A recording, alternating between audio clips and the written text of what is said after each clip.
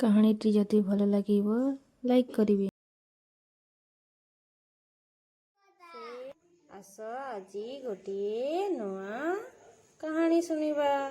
ସୁନା କଣ୍ଢେଇ କାହାଣୀର ନାଁଟିଏ। ବିଶାଲ ବୋଲି ପିଲାଟିଏ ଥିଲା। ସେ ଭାରି ଅଳସୁଆ। ସକାଳୁ ଶୀଘ୍ର ଉଠୁନଥିଲା। ବଡ଼ମାନଙ୍କ କଥା ମାନୁନଥିଲା କି କୌଣସି କାମ ଠିକ୍ ସମୟରେ କରୁନଥିଲା। ସେଥିପାଇଁ ଘରେ କି ବାହାରେ କେହି ତାକୁ ଭଲ ପାଉନଥିଲେ। ଥରେ ତା ଗାଁକୁ କଣ୍ଢେଇ ନାଚ ଆସିଲା। ବିଶାଲ ତାର ବାପା ମାଙ୍କ ସହ କଣ୍ଢେଇ ନାଚ ଦେଖିବା ପାଇଁ ଗଲା। ଦୁଇଟି କଣ୍ଢେଇ ବାହାରିଲେ। ଗୋଟିଏ କାଠ କଣ୍ଢେଇ, ଅନ୍ୟଟି ସୁନା କଣ୍ଢେଇ। ସୁନା କଣ୍ଢେଇ ବହୁତ ସଫା ସୁତୁରା ହୋଇ ଭଲ ପୋଷାକ ପିନ୍ଧିଥିଲା।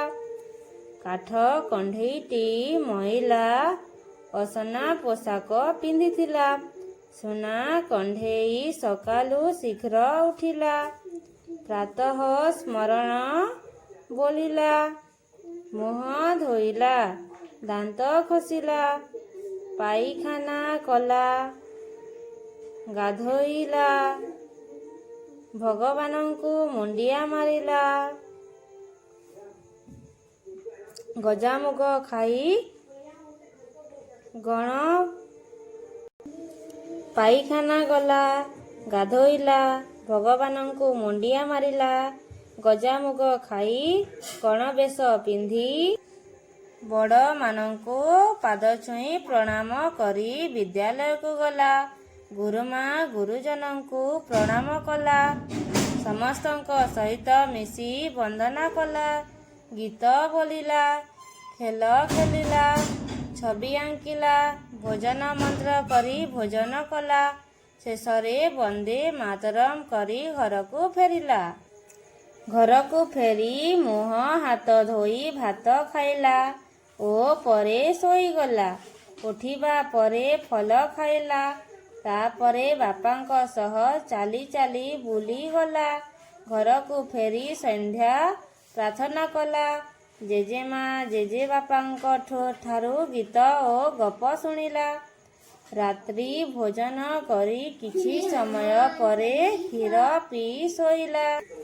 କାଠ କଣ୍ଢେଇଟି ଭାରି ଅଳସୁଆ। ସେ ବହୁତ ଡେରିରେ ଉଠିଲା। କୌଣସି କାମ ଠିକ୍ ସମୟରେ କଲା ନାହିଁ। କାଠ କଣ୍ଢେଇକୁ କେହି ମଧ୍ୟ ଭଲ ପାଉନଥିଲେ। ସୁନା କଣ୍ଢେଇକୁ ସମସ୍ତେ ଭଲ ପାଉଥିଲେ। ସୁନା କଣ୍ଢେଇଟି ବଡ଼ ହୋଇ ଭଲ କାମ କଲା। କଣ୍ଢେଇ ନାଚ ସରିଲା। ସବୁ ପିଲା ତାଳି ମାରିଲେ। ବିଶାଲ ବାପା ମାଙ୍କୁ କୁଣ୍ଢେଇ ଧରି କହିଲା, ସୁନା କଣ୍ଢେଇ ହେବି। ସତକୁ ସତ ତା ପରଦିନ ବିଶାଲ ସକାଳୁ ଉଠି ସୁନା କଣ୍ଢେଇ ପରି ସବୁ କାମ ଠିକ୍ ସମୟରେ କଲା। ବିଶାଲ ପଚାରିଲା, ମା ମୁଁ ଆଜିଠୁ ଭଲ ପିଲା ନା? ମା କହିଲେ, ତୁ ଖାଲି ଭଲ ପିଲା ନୁହଁ, ତୁ ତ ମୋର ସୁନା କଣ୍ଢେଇ। ଏଥିରୁ ଆମେ କ'ଣ ଶିଖିଲେ? ନିଜ କାମ ନିଜେ କରିବା। ଶୀଘ୍ର ଉଠି ସବୁ କାମକୁ ଠିକ୍ ସମୟରେ ସାରିଲେ ଆମକୁ ସମୟର ଠିକ୍ ଉପଯୋଗ କରିବାରେ ସାହାଯ୍ୟ ମିଳେ। ସମସ୍ତେ ଆମକୁ ଭଲ ପାଆନ୍ତି। ଆମର ସମୟ ନଷ୍ଟ ହୋଇନଥାଏ। ସେଥିପାଇଁ ଆମେ ସବୁଦିନ ସକାଳୁ ଉଠି ନିଜ କାର୍ଯ୍ୟ ନିଜେ କରିବା।